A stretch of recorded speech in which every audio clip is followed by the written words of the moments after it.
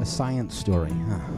These NYU scientists, I felt really right. But I was so and I just thought, well, I had figured it out It was that golden moment. because science was on my side.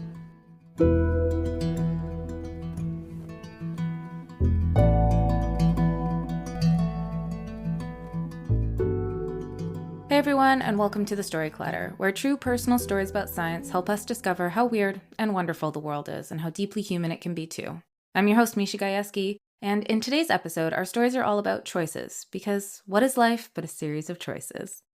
Our first story today comes from me, Misha Gajewski. You probably know me as the host of this podcast, but I'm also a freelance writer and co-founder of the world's first 24-hour true storytelling festival. My story is recorded back in 2024 in Toronto at Burdock Music Hall. Here's my story.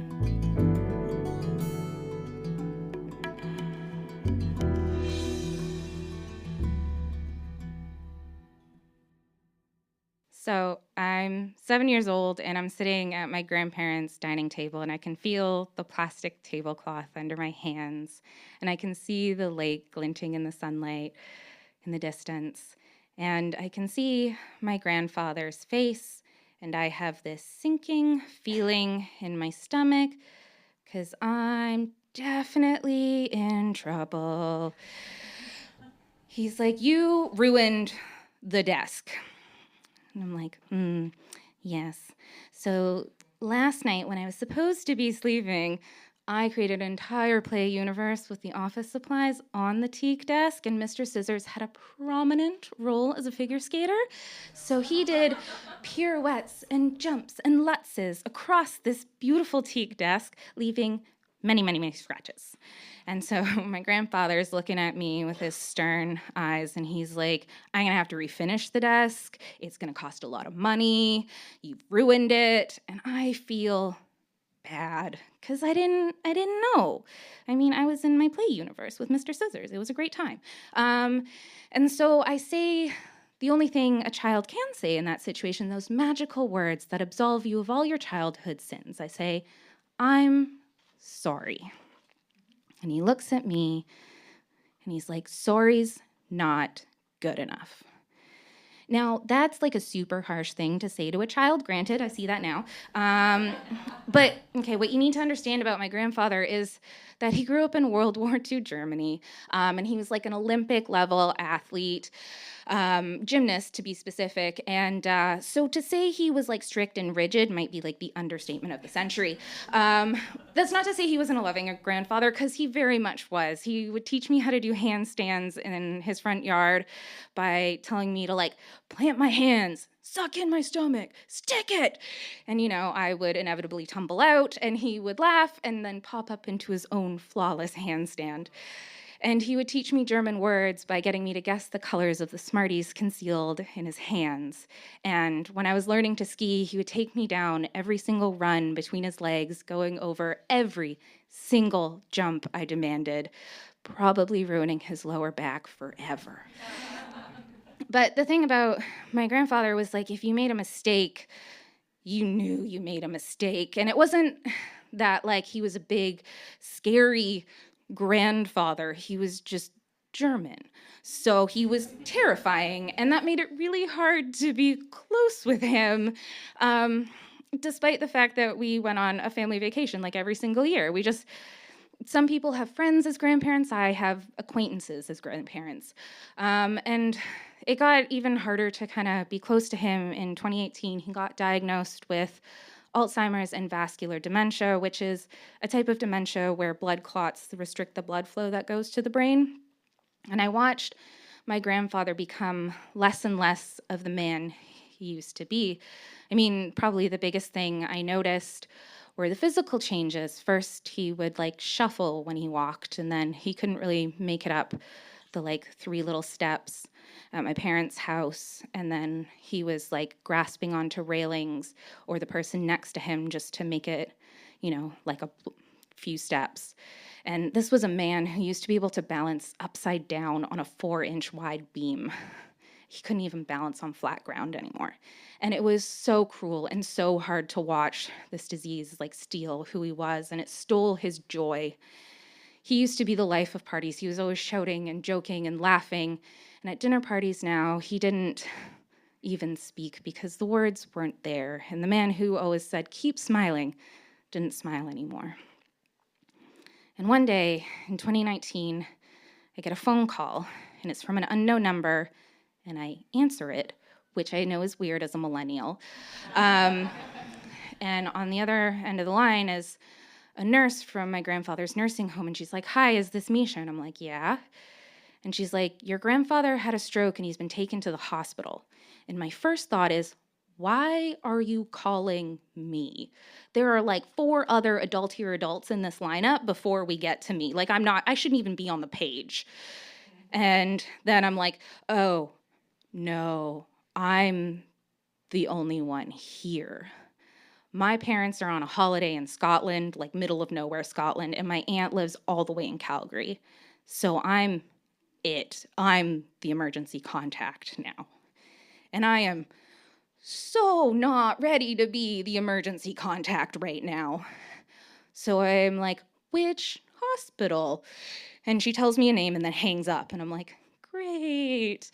And I spend the next couple of hours like calling the hospital, trying to get through to like the nurse charge station to be like, hey, is my grandfather named Eric there? Which seems so weird to call my Opa by his first name.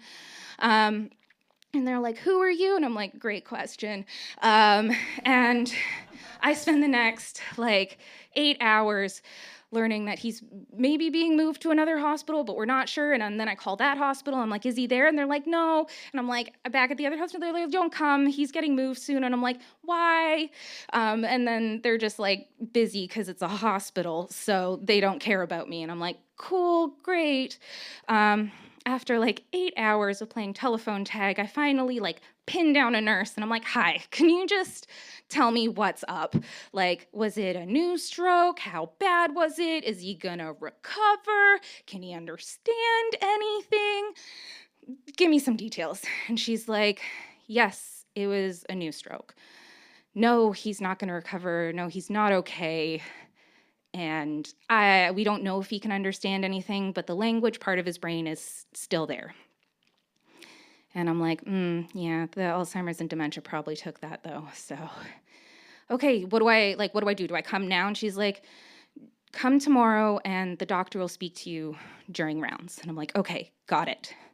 So the next day I go to the hospital and I like brace myself before I walk into the room. And I walk in and I see my grandfather lying there, and he looks so small and so frail. And he's in the hospital gown and he's clutching the blue hospital sheets, shaking. And I don't really know what to do. So I go down and I sit next to him and I grab his hand. And I'm like not really sure what to say to him. I don't even know if he can hear me. I don't even know if he knows I'm there. And then I'm like, maybe I'll like read to him. And I'm about to pull out a book and start reading to him when the doctor walks in. And he's this middle-aged guy. He's wearing scrubs and the white coat and everything, and he has kind eyes. And he's like, hi. I'm like, hi, I'm Eric's granddaughter. And he's like, great. How much do you know? And I'm like, honestly, not much. He's like, okay. And in an almost joking tone, he starts this spiel like he's given it thousands of times. And he's like, okay, so there are 2 camps, Camp A and Camp B. And I'm like, great. Camp A is where we would put a feeding tube down your grandfather's throat. We'd basically force feed him, but we'll like keep him alive. There's not really a lot of quality of life there. So like that's Camp A, option A. And I'm like, And my grandfather's holding my hand real hard now. And I'm like, those are the hands that could hold his weight on the rings. And I'm looking at the doctor and I'm like, okay, what's Camp B? And he's like, Camp B is where we'll take him off fluids. He'll slowly dehydrate and his kidneys will fail and he'll pass away peacefully. And he's looking at me kind of expectantly, like I have to right now, decide which camp we're in. And my grandfather moans like he wants to say something, but I don't know if that's it. And the doctor seems very unaffected by the moaning and the gurgling and all of the things that are happening. And he just keeps looking at me.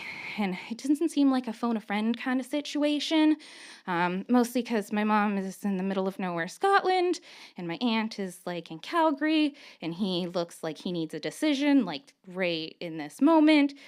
And I've been in enough conversations with my mom and my aunt that I know they signed a DNR, so like we definitely don't want to prolong the suffering. So I'm like, I think we're in Camp B, definitely Camp B. And he's like, okay. And before I can ask any more questions or say anything else, his pager goes off. And he looks at me and he's like, do you need to get that?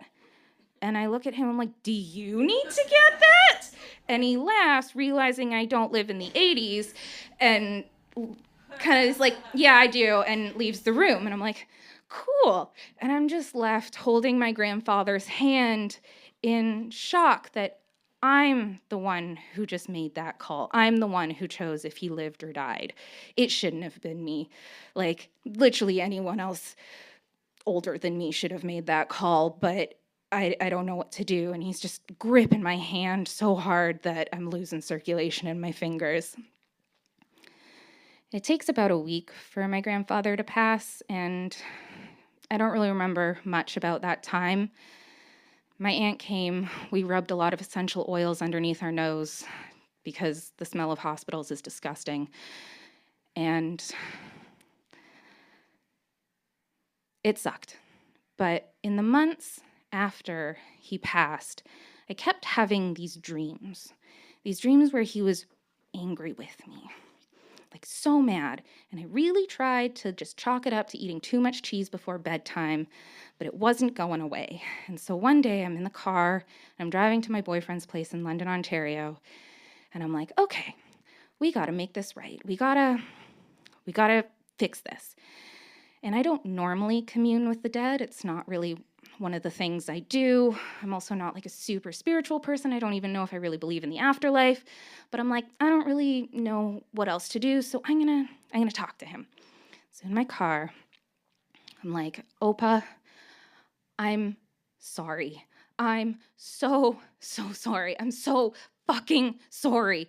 I know it shouldn't have been me who made that call.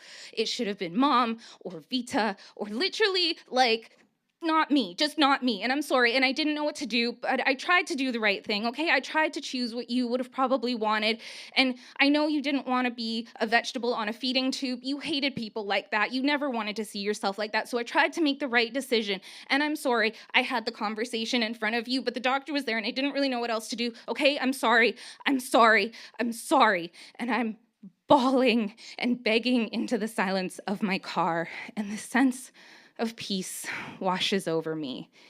And again, not spiritual, but I think maybe he understands and he might forgive me. And maybe just this once, sorry was enough. Thank you.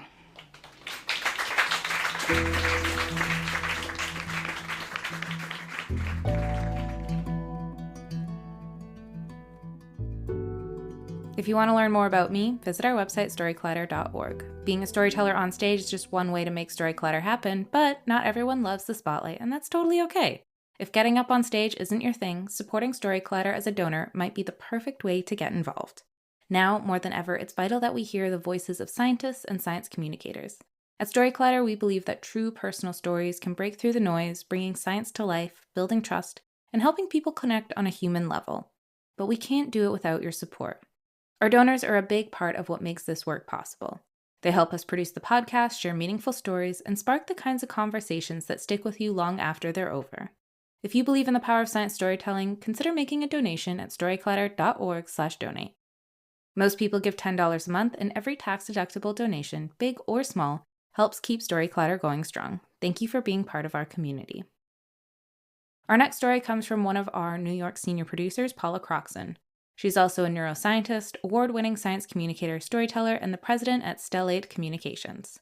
Her story was recorded last year at one of our go-to New York spots, QED Astoria in Queens, New York. Here's Paula.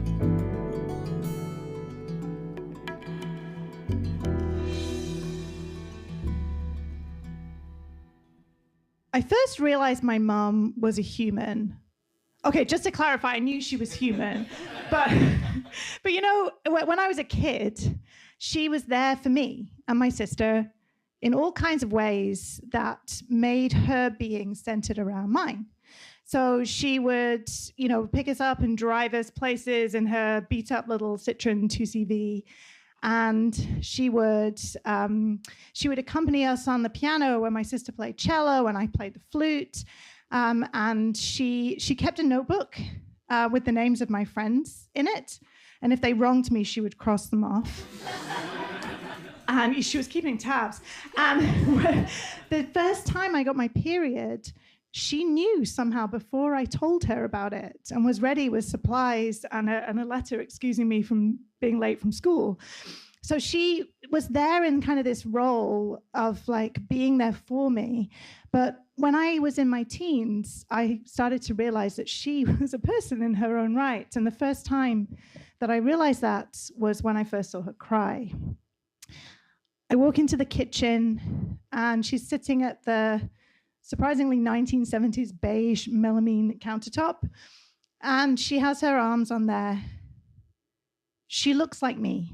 She's slim, athletic looking, but unlike me, she always has a great tan because she loves to be outside. And this time she has her head in her hands on the countertop and she's just sobbing. And I know why she's crying. Her mother, my grandmother, has been diagnosed with dementia, probably Alzheimer's, and it's getting much, much worse. And they're going to have to sell her house and put her into care and use the money from the house sale to pay for that. And it feels very final and serious and not what my grandmother would want at all, but there is no choice. And so I know why she's crying, and I also know there's nothing that I can do except to give her the one thing I have, which is to go and put my arms around her and give her a hug. And so I do. And after that, I see it everywhere. I see the person that my mum is. I see her when she's being silly and joking around. I see her when I come home after school and she's listening to a piece of really emotional music and she's just in floods of tears of joy at how beautiful it is. And we start to talk. We start to talk as adults almost, as women. And I start to get this look into who she is as a person as I'm coming up to the age where I would go to college. And there's one question I've always wanted to ask her. So when she plays piano for me and my sister, she's amazing. She practices every day and she's basically note perfect. But for some reason, she's always really nervous before she plays. And I don't know why. So I ask her, I say, Mum, you're so amazing as a piano player. Why are you always so nervous when you're playing? And she says, well, I have a story for you. And she tells me about how when she was younger, about my age, she was playing cello and piano all the time. She was studying at the Royal College of Music in London, and she wanted to go to university to study music. And when she got there, it wasn't quite what she expected. The professor she was hoping to study with had left and was replaced with a professor who studied a thing called 16th century counterpoint, which I didn't really know what that was, but it didn't sound good. And she felt a little bit out of place there, and she'd already met my dad. And she knew that ultimately she wanted to settle down and have a family. And so she decided that she was going to quit. Now, one thing to know about university in the UK back then is that it was completely free.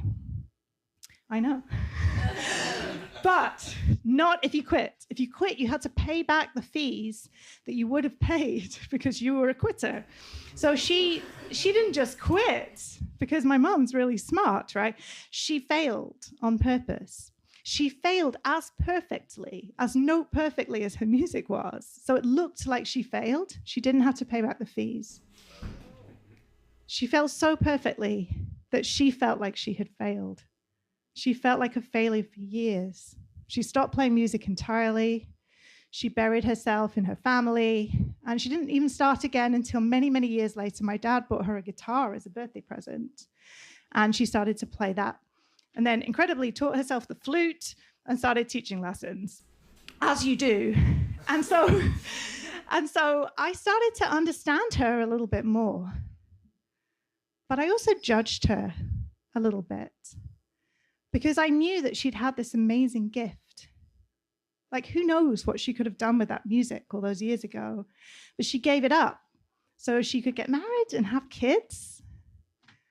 And so I never told her this, of course, but I decided for myself that I was not going to give up what I had, and I was not going to give up my career for anybody or anything.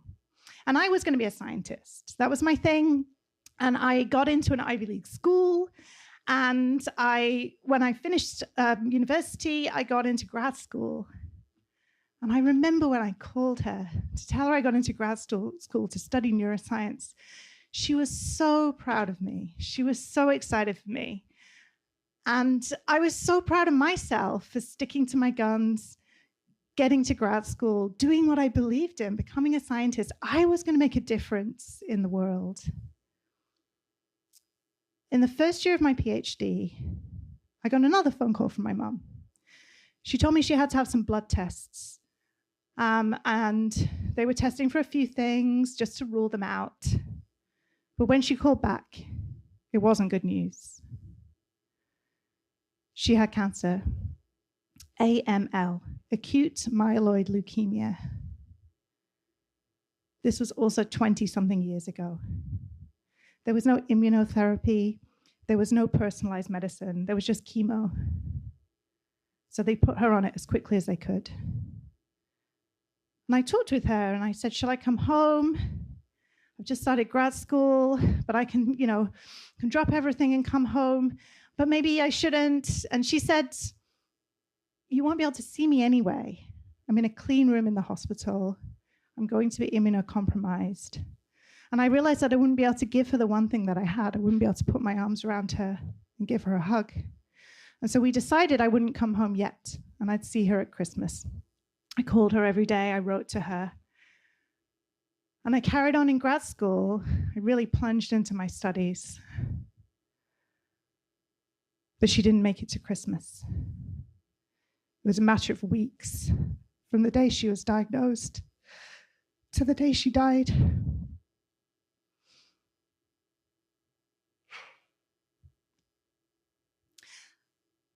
When I went home and I was sitting in the front row at her funeral, I wondered to myself if she had any regrets, because I sure as hell did. I wondered if she regretted giving up the music all those years ago and having that opportunity to do who knows what. And as I was sitting there, just absorbed in my own thoughts, I turned around and I looked behind me in the room. And the room was full. It was full of her friends. It was full of her family. It was full of kids now grown that she taught music to and taught swimming to. And it was so full, there were people standing at the back of the room. And I realized that she had made such a difference every single day. And I knew that there was nothing I wanted more than to be like her. Thank you.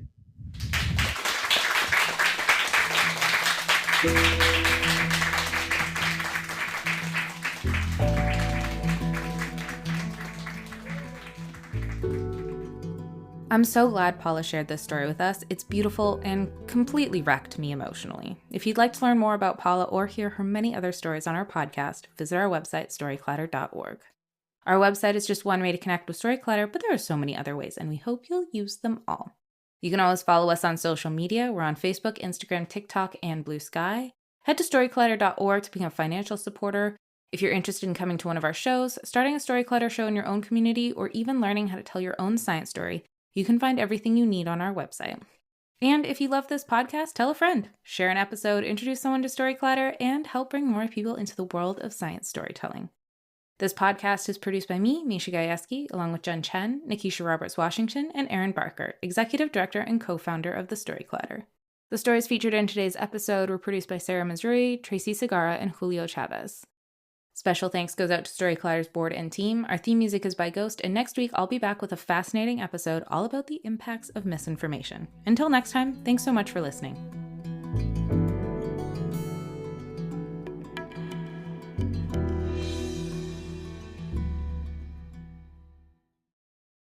Looking for a podcast to help you survive and actually thrive this holiday season? Check out All the Hacks. All the Hacks is hosted by Chris Hutchins, a financial optimizer who's been everywhere, literally. He's traveled to 60 plus countries, racked up millions of rewards points, and sold 2 companies. And if you're like me and planning to travel over the holidays, you've got to check out the Airport Lounge episode with Kevin Song. It was so useful. He breaks down exactly how to access the best lounges, even if you're not flying first class, shares underrated perks, and gives you the inside scoop on how to actually avoid crowded lounges. I'm definitely going to be using all these tips and tricks this season and anytime I travel. All the Hacks is full of practical tips you can start using right away. Plus, the guests are always great. You'll hear from people like skateboard legend Tony Hawk, 3-time Olympic gold medalist Kerry Walsh Jennings, and a whole roster of scientists and experts who are on top of their game.